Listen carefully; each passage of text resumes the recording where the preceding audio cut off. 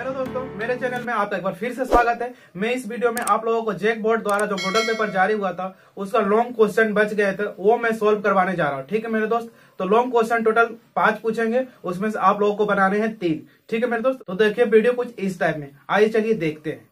देखिए इसमें question number 15 है जो आपका द्विघात समीकरण 4x² minus 4√3x plus 3 equal to 0, और इसमें ए बोला है निकालने के लिए विविक्तर ज्ञात करें, और बी बोला है मूलों की प्रकृति ज्ञात करें, और सी बोला है यदि मूल अस्तित्व हो तो उन्हें भी ज्ञात करें। यानी कि इस क्वेश्चन में आपको 3 क्वेश्चन घुसा दिए। ठीक है मेरे दोस्त, तो इसमें देखिए करना क्या है। इसमें सबसे पहले हम लोग बेसिक को थोड़ा समझ लेते हैं, द्विघात समीकरण होते क्या है और उसे बनाते कैसे हैं। ठीक है मेरे दोस्त, तो इसके बाद जब भी आप लोगों को द्विघात समीकरण मिलेंगे तो कुछ इस टाइप में सॉल्व कीजिएगा। सब पहले हम लोग इसमें बेसिक देखेंगे कि इसका बेसिक है क्या। तो देखिए इस इक्वेशन को हम लोग द्विघात समीकरण बोलते हैं। अगर 3 पद में है तो इसको भी हम लोग द्विघात समीकरण बोलेंगे। अगर यहाँ पे 2 पावर आ गए तो हम लोग क्या बोलते हैं, द्विघात समीकरण। अगर ये 2 पद में भी रह गए तो इसको भी हम लोग द्विघात समीकरण बोलेंगे। ठीक है, इस टाइप से सी के साथ भी रह सकते हैं 2 पद में। और ए बी और सी क्या है, एक नंबर है जो 1 से लेकर अनंत तक है। ठीक है मेरे दोस्त, तो इसका एक एग्जाम्पल हम लोग यहाँ पे बगल में कर लेते हैं। जैसे कि ये इस टाइप में हो सकते हैं 4x² 3x प्लस 6, ये क्या है, द्विघात समीकरण है। यहाँ पर देखिए ए क्या है, 4 है, यहाँ पे बी देखिए 3 है, और सी क्या है, 6। हम क्या बोले थे, ए बी सी में कोई नंबर हो सकते हैं। और यहाँ पे देखिए अगर दो पद का लिखना चाहेंगे तो ओनली बी एक्स करके छोड़ देंगे, 2 ही को लिखें। ठीक है, अब देखिए ए के साथ सी यानी कि 4 के साथ 6, ये भी हो सकता है। ये तीनों का मैंने यहाँ पे नंबर लेके आप लोग को स्ट्रक्चर को समझा दिया है। इस टाइप में आप कहीं भी देखें तो इसको हम लोग क्या बोल देंगे, द्विघात समीकरण। ये तो आप लोग को समझ में आ गया बेसिक की द्विघात समीकरण बोलते किसके हैं, द्विघात समीकरण शॉर्टकट में लिख दिए। ठीक है, द्विघात समीकरण। अब देखिए सबसे पहले इसमें करना क्या है, सबसे पहले हम लोग को ए बी और सी कहाँ से निकालना है तो समझ में आ गए। जो x² के आगे रहते हैं तो उसको ए बोलते हैं, और x के आगे रहते हैं तो बी बोलते हैं, और बिना x y का रहता है उसको हम लोग क्या बोलते हैं, सी बोलते हैं। यहाँ पे ए हो गया 4 और ये बी और ये सी हो गया। तो सबसे पहले ए बी सी निकालने के बाद सबसे पहला फॉर्मूला होता है विविक्तर का फॉर्मूला, आप लोग याद रखिएगा। डी बराबर होता है b² माइनस 4ac। ठीक है मेरे दोस्त, डी को हम लोग क्या बोलते हैं, विविक्तर। जैसे कि 1 नंबर में अभी बोला विविक्तर ज्ञात करें, इसको डी को क्या बोलते हैं, विविक्तर। डी को ही हम लोग क्या बोलते हैं, विविक्तर। ठीक है, इसमें 3 कंडीशन होते हैं विविक्तर निकालने के बाद। पहला कंडीशन है अगर डी बड़ा हो जाए 0 से, 0 से कोई भी चीज बड़ा होता है उसको हम लोग क्या बोलते हैं, प्लस में। तो बगल में याद भी रखिए कि प्लस होना चाहिए, लिखना नहीं है पर ये आप समझने के लिए आपको दे दिए कि प्लस होता है। ठीक है, अगर कोई मान प्लस में है तो क्या लिखेंगे, मूल वास्तविक है। क्या लिखेंगे, मूल वास्तविक है। ठीक है मेरे दोस्त, अगर यहाँ पे डी छोटा आ जाएंगे तो क्या लिखेंगे, मूल वास्तविक नहीं है, मूल वास्तविक नहीं है, या अवास्तविक भी लिख सकते हैं। ठीक है मेरे दोस्त, मूल वास्तविक नहीं है। तो इसमें क्या है, 0 बढ़ा देंगे यानी कि माइनस में आंसर आएंगे। ठीक है, और तीसरा में अगर डी बराबर आ जाएगा 0 तो लिखेंगे मूल समान है, मूल समान है। यही हुआ मूलों का प्रकृति। जैसे बी में बोला मूलों की प्रकृति ज्ञात करें, तो यही हुआ मूलों की प्रकृति कैसी है। ठीक है, तो माइनस वाला हम लोग आगे सोल्व नहीं करेंगे, आप लोग ध्यान दीजिएगा। प्लस में हो या बराबर में हो, ये दोनों में टिक कर दिए। जब ये दोनों केस आए और क्वेश्चन 5 नंबर हो तो उसमें आगे हम लोग निकालते हैं, क्या निकालते हैं, मूल ज्ञात करते हैं। तो मूल का फॉर्मूला होता है x बराबर minus B plus minus root D बटा 2a। बस ये फॉर्मूला आप लोग को याद रखनी है। ठीक है, और एक विविक्तर का फॉर्मूला ये आपको याद रखनी है। बस यही था मेरे दोस्त, यही बेसिक था। इसी का यूज हम लोग द्विघात समीकरण में करने वाले हैं। देखिए सबसे पहले यहाँ पे करना क्या है, सबसे पहले हम लोग को विविक्तर निकालने बोला 1 नंबर में। तो विविक्तर निकालने के लिए क्या क्या चाहिए, b² माइनस 4ac, यानी कि पहले a b और c हमको चाहिए। तो a और b सबसे पहले हम लोग को लिखना। तो पहले क्वेश्चन यहाँ से उतार लेते हैं, 4x² माइनस 4√3x प्लस 3 बराबर 0। ठीक है, तो यहाँ से सबसे पहले हम लोग a उतारते हैं। तो a कैसे हम लोग पकड़े थे, a हम क्या बोले, x² के आगे कुछ भी लगा रहो उसको हम a बोलते हैं। x² के आगे क्या है, 4 है, तो इसको हम लोग क्या बोलेंगे, a बोलेंगे। फिर कोमा, फिर b हमको निकालना। तो b में क्या बताए थे, x के बगल में कुछ भी आगे लगा हुआ तो उसको b बोलते हैं। x के आगे क्या लगा हुआ, 4√3 माइनस में, इसको लिखेंगे माइनस 4√3। आप लोग यहाँ ध्यान दीजिएगा, माइनस रहेगा तो माइनस लेंगे, प्लस रहेगा तो प्लस लेंगे। ठीक है। लास्ट में कोमा सी, सी में हम क्या बोले थे, जो बिना एक्स का होता है, तो बिना एक्स का कौन है, 3 है, तो सी यहाँ हो गया 3, यहाँ से ए बी और सी निकल गया। तो सबसे पहले हमको निकालना है विविक्तर। एक नंबर में क्या बोला निकालने के लिए, विविक्तर ज्ञात करें। तो ए में क्या करेंगे, विविक्तर निकालना है। तो डी बराबर बी स्क्वायर माइनस 4ac, विविक्तर का यही फॉर्मूला होता है। तो यहाँ का डी लिखेंगे, बी का मान कितना है -4√3 और होल स्क्वायर -4 गुना, सब आपस में गुना होता है। ए का मान कितना है 4 और सी का मान कितना है 3। यहाँ डी बराबर कितना हो जाएगा, देखिए इसको तोड़ेंगे कैसे, बहुत सिंपल तरीका से तोड़ेंगे। इसका मतलब क्या है, 2 बार लिखना है, 4√3 गुना -4√3। यहाँ पे देखिए 4 को 4 से गुना करेंगे तो 16 हो जाएगा, माइनस माइनस प्लस 16 हो जाएगा, और √3 को √3 से गुना करेंगे कितना हो जाएंगे, √9 16, और 9 को कितना बाहर निकलता है 3, तो कितना आंसर आ गया 48। ये आपको लिखना नहीं, कहीं रफ में कर लीजिएगा। तो देखिए डायरेक्ट आप लोग को सिखा देते हैं, जब ऐसा रूट में रहेगा तो इसका स्क्वायर करके इससे गुना कर देंगे। तो 4 का स्क्वायर करेंगे 16, 16 तिया 48, और माइनस माइनस प्लस हो जाएगा। इधर कितना है 4 16, 16 तिया 48। यहाँ पे देखिए डी बराबर कितना हो जाएगा 0। ठीक है, विविक्तर निकल गया। अब देखिए बी में क्या बोला, बी में बोला मूलों की प्रकृति ज्ञात करें। तो यानी कि किस टाइप का मूल है, तो डी बराबर 0 आता है तो हम लोग क्या लेते हैं, डी बराबर 0 में लेते हैं मूल समान है। तो यहाँ पे क्या लेंगे, मूल समान है, मूल समान है। ठीक है, अब सी में बोल रहा है यदि मूल अस्तित्व हो तो उन्हें ज्ञात करें। यानी कि अस्तित्व मतलब क्या होता है, या तो समान हो या तो प्लस हो, ये दोनों रहे तो हम लोग आगे निकालना है। माइनस में तो हम लोग निकाल नहीं सकते हैं, तो ये वाला आ गए हैं तो हम लोग आगे निकाल सकते हैं। तो आगे निकालने का फॉर्मूला क्या है, मूल निकालने का, x बराबर -b प्लस माइनस √d/2a। तो x इक्वल टू, सबसे पहले माइनस लिखना है, फॉर्मूला वाला माइनस लिखा, फिर b लिखना। b का मान कितना दिया माइनस, तो डबल माइनस आएगा तो ब्रैकेट लेंगे, √3 यहाँ पे प्लस माइनस और √d कितना है, d का मान आया था 0 तो यहाँ पे लेंगे 0, और बट्टा क्या हो जाएगा 2 गुना a का मान कितना है, a का मान दिया वो 4, यहाँ पे लिखेंगे 4, फिर लिखेंगे x बराबर माइनस माइनस क्या हो जाएगा प्लस, यहाँ हो जाएगा 4√3 और यहाँ पे प्लस माइनस 0, 0 का बाहर रूट से 0 ही निकलता है, नीचे कितना हो जाएंगे 8।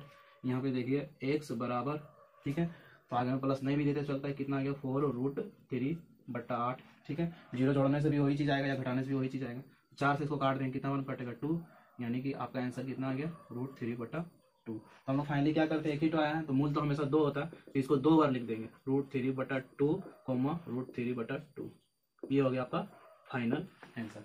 ठीक है मेरे दोस्त, ये क्वेश्चन में तो आप लोग देखें दोस्त कि ए बी और सी अलग अलग निकालने बोले हैं, पर अधिकतर क्वेश्चन में जब भी ऐसा 5 नंबर का क्वेश्चन देगा तो आपको सारा एक बार ही निकालना है। ठीक है मेरे दोस्त, तो हमें आशा है कि आपको इस क्वेश्चन बहुत अच्छे से समझ आ गए होंगे, आप इसका स्क्रीनशॉट कर ले। अब हम लोग बढ़ते हैं क्वेश्चन नंबर 16 की ओर। ठीक है मेरे दोस्त,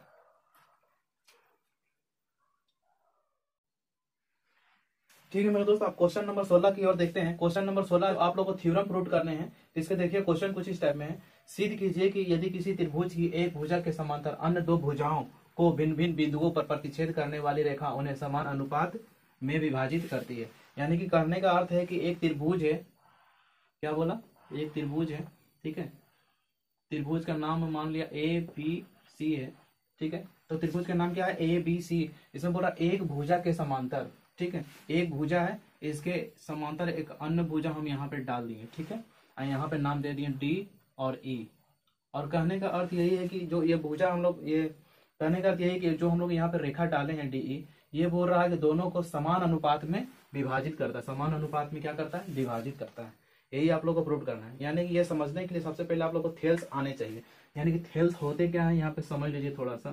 थेल्स का थ्योरम आप लोग को पता होगा तभी आप प्रूव कर पाएंगे। थेल्स थ्योरम कुछ इस टाइप में होते हैं, देखिए ABC, यहाँ देखिए D और E, अगर DE पैरेलल BC है, थेल्स का थ्योरम होते हैं, अगर DE है जो पैरेलल रहेगा BC के, तो हम लोग बोल सकते हैं AD/BD। ठीक है, AD/BD और बराबर इधर AE/CE। यही आपका क्या है, थेल्स का थ्योरम। ये सिर्फ आपको याद करने हैं, याद रखने हैं, ये सिर्फ आपको याद रखने हैं, उसको हम लोग यहाँ पे यूज करेंगे। ठीक है मेरे दोस्त, तो सबसे पहले इसमें देखिए क्या जो जो चीज दिया हुआ है उसके बारे में सबसे पहले आप लोग यहाँ पे लिख लीजिए। ठीक है, तो क्या क्या दिया हुआ है, दिया है त्रिभुज ABC में, ठीक है, BC रेखा के समांतर, क्या लिखेंगे, BC रेखा के समांतर एक रेखा क्या खींचा, DE खींचा, एक रेखा क्या खींच दी, डी ई खींचा। अब यहाँ पे देखिए ए बी को डी प्रतिच्छेद करता है, ए सी को ई प्रतिच्छेद करता है, तो यहाँ लिखिएगा जो ए बी को डी और यहाँ पे क्या लिखेगा, ए सी को ई प्रतिच्छेद करती है, प्रतिच्छेद करती है। ठीक है, दिया हुआ इतना चीज था, हम लोग यहाँ पे लिख दिए। ठीक है, हम लोग सिद्ध क्या करना है, यहाँ लिखे सिद्ध कीजिए, सिद्ध करना है। क्या सिद्ध करना है, सिद्ध करना है, यही थेल्स का थ्योरम, थेल्स का थ्योरम यही सिद्ध करना है, यही थेल्स वाला थ्योरम, यानी कि ए डी बटा डी डी बराबर ए ई बटा सी ई। ठीक है, तो सबसे पहले इसमें हम लोग करते हैं रचना कुछ। ठीक है मेरे दोस्त, तो रचना में देखिए क्या क्या करेंगे। सबसे पहले इस थ्योरम आपको याद रखना है, डी को सी से मिलाएंगे और बी को ई से मिलाएंगे। ठीक है, और ए बी पे एक लंब डालेंगे। ठीक है, और ए सी पे भी एक लंब डालेंगे। ठीक है, इसका एन नाम देंगे, इसका एम नाम देंगे, ये 90 डिग्री कटेंगे, इधर भी 90 डिग्री पे रहेंगे। ठीक है, तो रचना में देखिए लिखना क्या क्या है। रचना में हम लोग क्या क्या लिखेंगे, सबसे पहले हमको किसको मिलाएं, डी को ई से मिलाएं और बी को ई से मिलाएं। तो यहाँ पे ऐसे लिखिए, डी को सी तथा बी को किस से, ई, यहाँ लिखे बी को ई से मिलाया, मिलाया। ठीक है, तो यहाँ लिखे तथा, यहाँ पे आप लोग ध्यान से देखें, यहाँ देखिए एसी पर लंब डीएम है कि नहीं, देखिए एसी पर लंब है डीएम, यहाँ लिखिएगा एसी परपेंडिकुलर डीएम। ठीक है, फिर क्या लिखेंगे, ए बी परपेंडिकुलर, और क्या लिखेंगे, ए बी परपेंडिकुलर, यहाँ देखिए ए बी कहाँ पे है, ए बी पे परपेंडिकुलर क्या है, एनी, ई एन बोल सकते हैं, ए बी पर परपेंडिकुलर क्या है, ई एन। ठीक है, तो ये लंब डाला हुआ है। ठीक है, अब हम लोग को क्या निकालना है, एरिया ऑफ ट्रायंगल। इसके बाद देखिए क्या करेंगे, परिमाण में देखिए क्या कीजिएगा, इसके बाद देखिए परिमाण,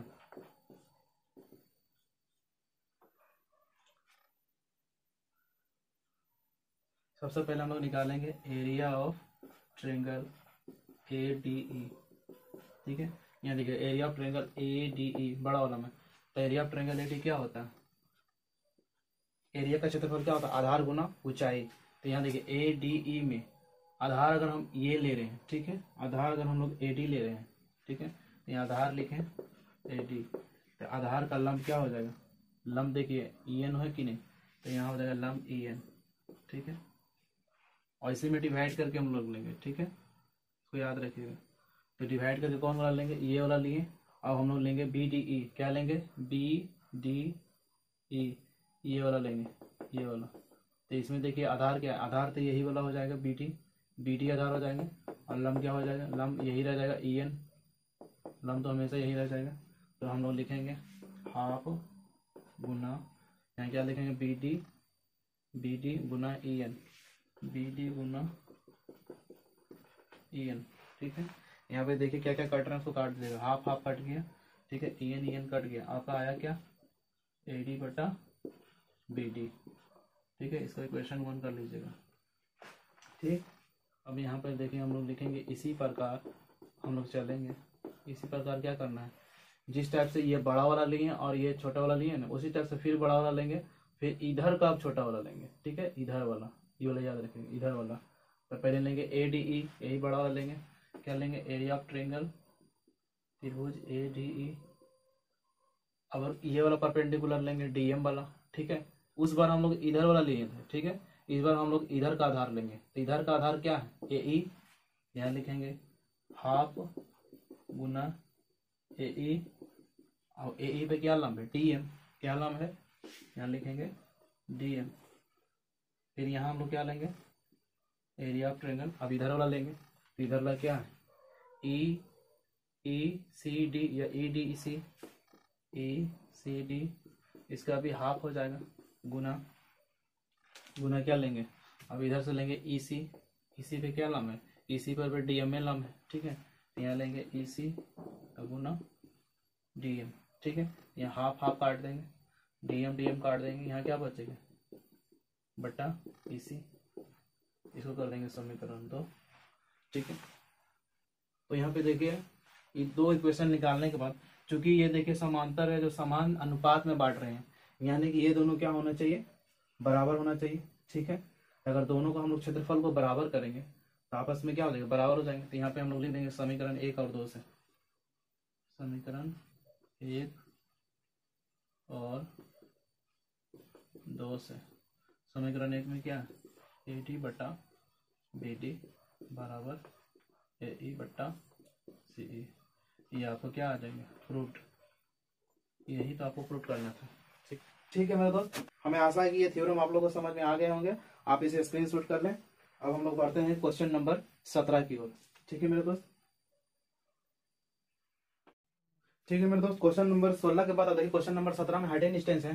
क्वेश्चन कुछ इस टाइप में है, 7 मीटर ऊंचे भवन के शिखर से एक केबल टावर के शिखर का उन्नयन कोण 60 डिग्री है और उसके पाद का अवनमन कोण 45 डिग्री है, तो टावर की ऊंचाई ज्ञात करें। सबसे पहले आप लोग समझ लीजिए, उन्नयन कोण का मतलब होता है कोई चीज हम लोग नीचे से अगर ऊपर देखते हैं तो उसको उन्नयन कोण बोलेंगे, अगर ऊपर से नीचे देख रहे हैं तो उसको अवनमन कोण बोलेंगे, ठीक है मेरे दोस्त।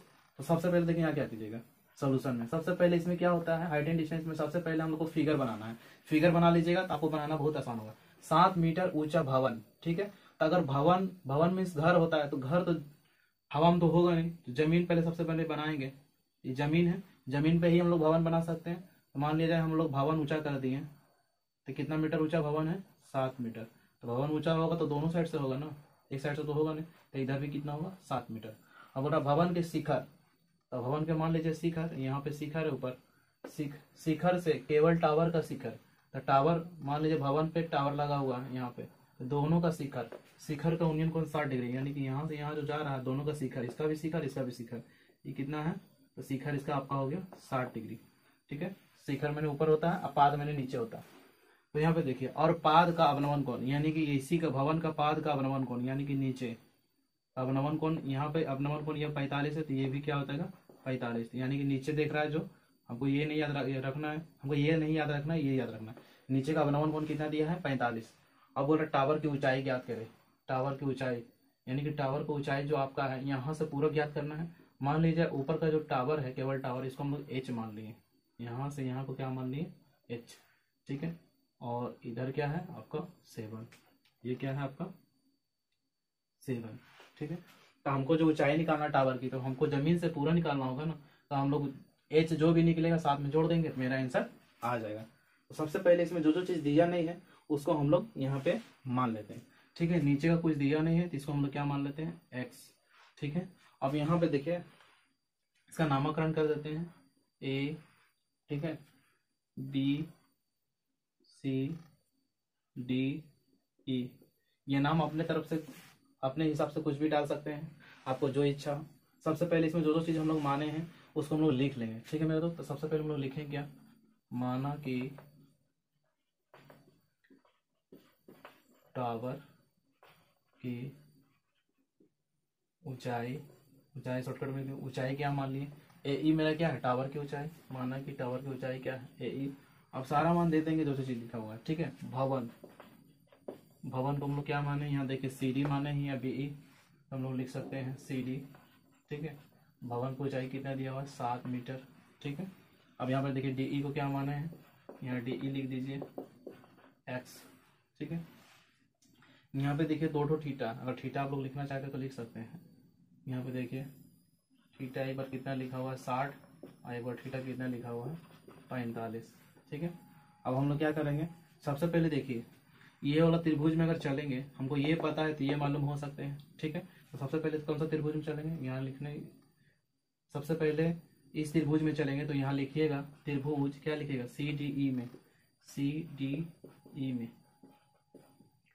CDE में चलिएगा। तो सबसे पहले क्या, लंब बटा आधार, लंब बटा आधार कौन सा फॉर्मूला होता है, 10 में, तो हम लिख सकते हैं 10 थीटा बराबर लंब क्या है, CD बटा आधार क्या है, DE, ठीक है। लिखिएगा, यहाँ देखिए थीटा का मान कितना 45, तो 45 दीजिएगा, और यहाँ पे CD का मान कितना दिया, 7 दिया हुआ, तो यहाँ पे 7 डालिएगा, ठीक है। और यहाँ पे आप डालिएगा x, डी का मान कितना है x, इसका मान हो गया 1 और इधर कितना है 7/x, क्रॉस गुना करेंगे तो x बराबर 7, इसको इससे गुना करेंगे x, इसको इससे गुना करेंगे 7, यानी कि ये भी मेरा कितना आ गया 7। तो ये और ये बराबर है कि नहीं, तो सी भी मेरा कितना हो जाएगा 7। ये हम लोग लिख सकते हैं सी भी कितना आ जाएगा 7 आ जाएगा। क्यों आ जाएंगे, यहाँ ब्रैकेट में लिख दीजिए कि डी जो बराबर है सी बी के। तो ये 7 पता चल गया, तो इस हिसाब से हमको एच पता चल जाएगा। ठीक है, तो अब त्रिभुज किस में चलेंगे, ए बी सी में। तो यहाँ लिखिए त्रिभुज ए बी सी में, त्रिभुज ए बी सी में चलेंगे, इसमें भी tan थीटा लगेगा। तो यहाँ लिखिए tan थीटा इक्वल टू लंब कितना है ए बी और बटा आधार कितना है बी सी। ठीक है, तो tan थीटा का यहाँ पे कितना दिया हुआ 60, थीटा का 60 दिया हुआ, ए बी का मान कितना है एच और बी सी का मान कितना है 7। 60 का मान होता है √3, इधर हो गया h/7। ठीक है, तो यहाँ कुछ नहीं तो 1 है, तो इधर गुना कीजिएगा तो h बराबर हो जाएगा 7√3। ठीक है, मीटर। तो सबसे पहले यहाँ पे देखिए क्या करना है, इतना कर लीजिएगा। उसके बाद हम लोग क्या निकालना है, टावर की ऊंचाई। तो टावर की ऊंचाई पूरा है ना, तो यहाँ लिखिए अतः, इधर के बाद इधर लिखिए टावर की ऊंचाई, टावर की ऊंचाई हम लोग माने क्या आता है ए ई। तो ए ई है जो यहाँ से पूरा ना, तो क्या है h+7, यहाँ लिखिए h+7। तो h का वैल्यू कितना है, तो 7√3, तो यहाँ लिखिए 7√3, इधर क्या है +3, 7 कॉमन लीजिएगा तो अंदर में क्या बच जाएगा √3 और 7 बाहर निकल जाएगा तो 1 मीटर। ये आपका हो गया फाइनल आंसर। ठीक है मेरे दोस्त, तो हमें आशा है कि आपको हाइट एंड डिस्टेंस अच्छे से समझ आ गए होंगे। आप इसका स्क्रीनशॉट कर लें। अब हम चलते हैं क्वेश्चन नंबर 18 की ओर। क्वेश्चन नंबर 18 कुछ इस टाइप में है। पानी पीने वाला एक गिलास 14 सेंटीमीटर ऊंचाई वाले एक शंकु के छिन्नक का आकार का है। दोनों वृत्तों को सिरों का व्यास 4 सेंटीमीटर और 2 सेंटीमीटर है। तो गिलास की धारिता निकाले। तो धारिता मीन्स क्या होता है, धारिता मीन्स होता है आयतन। ठीक है, आयतन का मतलब होता है कोई भी बर्तन में कोई भी चीज कितना उसमें अट रहा है यानी कि समा रहा है, उसी को हम लोग क्या बोलते हैं आयतन बोलते हैं। तो सबसे पहले देखिए हम लोग समझते हैं कि छिन्नक किसको बोलते हैं। आप लोग पढ़े होंगे क्लास 10 में, इसको हम लोग शंकु बोलते हैं। ठीक है, इस टाइप में रहता है उसको हम लोग शंकु बोलते हैं। अगर इसको बीच से काट देते हैं तो इस टाइप में थोड़ा दिखाई देगा। ठीक है, इसमें देखिए 2 त्रिज्या रहता है, एक मान लीजिए बड़ा त्रिज्या है और एक छोटा त्रिज्या। जहाँ पे 2 त्रिज्या आ गए उसको हम लोग इसका नाम क्या दे दिए, छिन्नक। ठीक है, तो बाल्टी हो गया, गिलास हो गया, सब किस में आ जाएगा, सब छिन्नक में आएगा। ठीक है, तो छिन्नक आप लोग समझ में आ गया। तो ये आपको बेसिक के लिए बताए हैं, इसको आपको उतारना नहीं है। आपको देखिए यहाँ पे सिंपल एक छोटा सा इसमें एक छोटा सा आप फिगर बना लीजिएगा। गिलास बोल रहा था, गिलास आप लोग घर में देखें किस टाइप में होते हैं। ठीक है, छोटा सा इसी करके गिलास एक तो आप लोग बना लीजिएगा। ठीक है, थोड़ा लंबा, तो गिलास टाइप में आप लोग को लगेंगे। ठीक है, गिलास है, तो गिलास का बोल रहा है ऊंचाई 14 सेंटीमीटर है, यानी कि गिलास है। तो गिलास का जो बीच वाला होता है ऊंचाई, उसी को हम लोग बोलते हैं ऊंचाई। ये वाला तो तिर्यक ऊंचाई है, 14 सेंटीमीटर है। बोल रहा है व्यास, ये व्यास बड़ा वाला व्यास कितना है, तो बड़ा वाला व्यास ऊपर हो, ये आपका है 4 सेंटीमीटर। ठीक है, आप लोग लिख लीजिएगा। छोटा वाला व्यास कितना है, 2 सेंटीमीटर। ठीक है, इतना ही चीज दिया हुआ और गिलास की धारिता निकालने बोल रहा है, यानी गिलास की आयतन निकालने बोल रहा है। इसमें करना कुछ नहीं, सबसे पहले देखिए बड़ा टी कितना दिया हुआ, जो चीज दिया हुआ वो लिख लीजिए। बड़ा टी यानी कि डायमीटर कितना दिया हुआ, 4 दिया हुआ। अगर हम बड़ा आर निकालना चाहेंगे तो 4 को 2 से भागा देंगे तो मेरा क्या आ जाएगा, आर निकल जाएगा 2 सेंटीमीटर। ठीक है, ये सब भी सेंटीमीटर में है। उसी टाइप से मेरा छोटा डी जो दिया हुआ है कितना दिया हुआ, 2 सेंटीमीटर। हमको छोटा आर निकाल देना है तो कितना निकल जाएगा, 2/2 काटेंगे कितना आ जाएगा, 1 सेंटीमीटर। डायमीटर के आधा होता है त्रिज्या। उसके बाद हमको क्या दिया हुआ है, एच का मान दिया हुआ 14 सेंटीमीटर। हमको निकालना क्या, गिलास की धारिता। तो यहाँ निकालिए गिलास की धारिता, गिलास की धारिता। गिलास की धारिता का फॉर्मूला होता है, जो छिन्नक का आयतन होगा वही गिलास की धारिता होगा। यहाँ पे होता है 1/3 πr/h, ब्रैकेट में बड़ा आर का स्क्वायर प्लस छोटा आर का स्क्वायर। यहाँ पे होता है r इंटू आर। इसी पे हम लोग क्या करना है, बैठा देना है सारा मान। तो यहाँ पे हो जाएगा 1/3, इसका मान होता है पाई का मान होता है 22/7, आर का मान छोटा आर बोल रहा था, छोटा आर का मान कितना है 1। ठीक है, और यहाँ पे देखिए एच का मान कितना है, एच का मान है 14। देखिए 14, उसके बाद ब्रैकेट दीजिए कैपिटल आर का मान कितना है 2 का स्क्वायर प्लस छोटा आर का मान कितना, 1 का स्क्वायर प्लस यहाँ आर इंटू आर, यानी कि बड़ा आर इंटू छोटा आर, यानी कि 2 × 1। ठीक है, सबको हम लोग यहाँ पे सोल्व करेंगे। यहाँ देखिए जो काटने वाला उसको हम लोग काट देते हैं, 7 कट रहा है इसको 2 बार में, ठीक है। इसको हम लोग गुना करेंगे तो 22 दूना कितना हो जाएगा 44, 44/3, ठीक है। अब इधर क्या हो जाएंगे 2 का स्क्वायर 4, इधर 1 और इधर 2, टोटल कितना आ जाएंगे 44/3 और ऊपर में कितना आ जाएंगे 4 1 5, 5 और 2 7, ठीक है। तो 44 को 7 से गुना कीजिएगा तो आपका आ जाएगा 308/3। इसको हम लोग भागा देंगे क्योंकि पूर्णांक में आंसर, अगर ये आंसर तो चल जाएगा, अन्य तो ये आप आंसर निकाल सकते हैं पूर्णांक में। 3 से भागा देंगे तो 102 बार में लगाइएगा कितना हो जाएगा 306, यहाँ आ जाएगा 2। तो लिखने का नियम क्या है, 2 नीचे वाला ऊपर लिख देते हैं और ये वाला 3 यहाँ पर लिख देते हैं, यानी कि एलसीएम कितना आ गया आपका 102.2/3 सेंटीमीटर। आयतन बोला था क्यों निकाल देंगे, ये हो गया आपका फाइनल आंसर, ठीक है मेरे दोस्त। तो मुझे आशा है कि आप लोग को ये क्वेश्चन समझ में आ गए होंगे अच्छा से। अब हम लोग बढ़ते हैं क्वेश्चन नंबर 19 की ओर, ठीक है मेरे दोस्त। तो क्वेश्चन नंबर 18 के बाद देखिए क्वेश्चन नंबर 19 जो है ये है आपका माध्य निकालना। इसमें बोला निम्न आंकड़ों का माध्य ज्ञात करें, ठीक है मेरे दोस्त। क्या बोला, निम्न आंकड़ों का माध्य ज्ञात करें। इसमें देखिए सबसे पहले करना क्या है, यहाँ पे वर्ग अंतराल दिया हुआ है और यहाँ पे बारंबारता दिया हुआ है। सबसे पहले इसमें देखिए आप लोग 4 चीज को याद रखना है, इसमें लिखना क्या क्या है। यहाँ पे देखिए सॉल्यूशन में लिखेंगे क्या, सबसे पहले यहाँ हम लोग लिखेंगे वर्ग अंतराल, इसको आप लोग याद कर लीजिए क्या क्या लिखना है, वर्ग अंतराल, ठीक है। फिर यहाँ लिखते हैं बारंबारता, ठीक। यहाँ पे लिखते हैं मध्य बिंदु जिसको हम लोग x बोलते हैं, और यहाँ पे क्या करते हैं लास्ट में f और x दोनों क्या करते हैं गुना करते हैं, यानी कि fx लिखते हैं। यहाँ पे fx भी आप लोग लिख सकते हैं। तो वर्ग अंतराल पहले यहाँ से देख के आप लोग लिख दीजिए 100 से 150, फिर क्या है 150 से कितना 200, फिर 200 से कितना 250, फिर 250 से कितना जा रहा 300, फिर 300 से कितना जा रहा 350, ठीक है। ये f कितना यहाँ से देख के लिख देंगे 4 5 12 और लास्ट में क्या है 2 और 2। इसमें सबसे पहले करते क्या है, सबको जोड़ते उसको हम लोग क्या बोलते हैं सिग्मा, सबको जोड़ते उसको क्या बोलते हैं सिग्मा। जोड़ किसको रहे हैं f को, या सिग्मा f लिखेंगे। तो टोटल जोड़िएगा तो कितना आ जाएंगे, टोटल जोड़िएगा तो आप यहाँ पे आ जाएंगे 25, ठीक है मेरे दोस्त। तो हमको x निकालना है। x निकालने की सबसे अच्छा तरीका क्या है,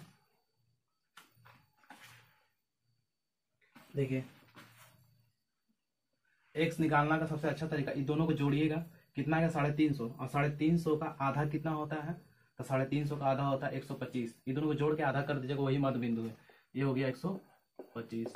फिर ये दोनों को जोड़िए और उसका आधा कर दीजिए, फिर यहाँ पे लिखना है। उससे अच्छा हम लोग देख लीजिए कितना कितना डिफरेंस जा रहा है, 50 बढ़ रहा है, यहाँ पे 50 हम लोग डायरेक्ट बढ़ा देंगे। तो इसमें 50 जोड़ेंगे 125 में तो कितना हो जाएगा 175, 175 में फिर 50 जोड़ेंगे कितना बन जाएंगे 225, ठीक है। फिर 225 में 50 जोड़ेंगे कितना बन जाएगा 275, फिर 275 में फिर 50 जोड़ेंगे कितना बन जाएंगे 325, ठीक है मेरे दोस्त। देखिए अब दोनों को करना क्या है, अब f और x को क्या करना है गुना करना है। 125 को 4 से गुना कीजिएगा आप, तो यहाँ पे आपका आ जाएंगे 500, ठीक है मेरे दोस्त। गुना करके देख लीजिएगा, 175 को 5 से गुना कीजिएगा तो आपका आएगा 875, फिर 225, फिर 225 को 12 से गुना कीजिएगा तो आपका आ जाएगा 2700। तो यहाँ पे लिखिएगा 0072, ठीक है। फिर आप यहाँ पे देखिए कितना है, 275 को 2 से गुना कीजिएगा तो आ जाएगा 550, 325 को 2 से गुना कीजिएगा तो कितना आ जाएगा 650, ठीक है। इस सब को हम लोग क्या करेंगे जोड़ देंगे। किसको जोड़ रहे हैं सिग्मा, किसको जोड़ रहे हैं एफ एक्स को, यहाँ एफ एक्स कर देंगे, ठीक है, सिग्मा एफ एक्स कर देंगे। टोटल जोड़िएगा आप लोग तो यहाँ पे देखिए आएगा 5275, ठीक है मेरे दोस्त। जोड़ के देखिएगा इतना ही आएंगे। तो हम लोग यहाँ निकालिए क्या माध्य, तो माध्य बराबर जो फॉर्मूला होता है वो होता है सिग्मा एफ एक्स बटा सिग्मा एफ, ठीक है मेरे दोस्त। तो यहाँ देखिए सिग्मा एफ एक्स कितना दिया हुआ है, सिग्मा एफ एक्स है 5275, ठीक है। और यहाँ पर देखिए सिग्मा एक्स कितना है 25 है, ये दोनों काटिएगा तो आपका आंसर आ जाएगा 211, ठीक है मेरे दोस्त। तो मुझे आशा है कि आप लोग को ये क्वेश्चन भी समझ में आ गए होंगे, तो आप इसे स्क्रीनशॉट कर लें,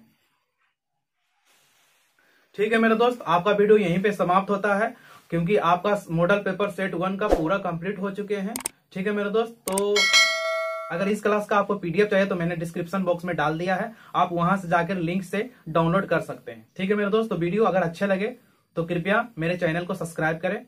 तब तक के लिए नमस्कार।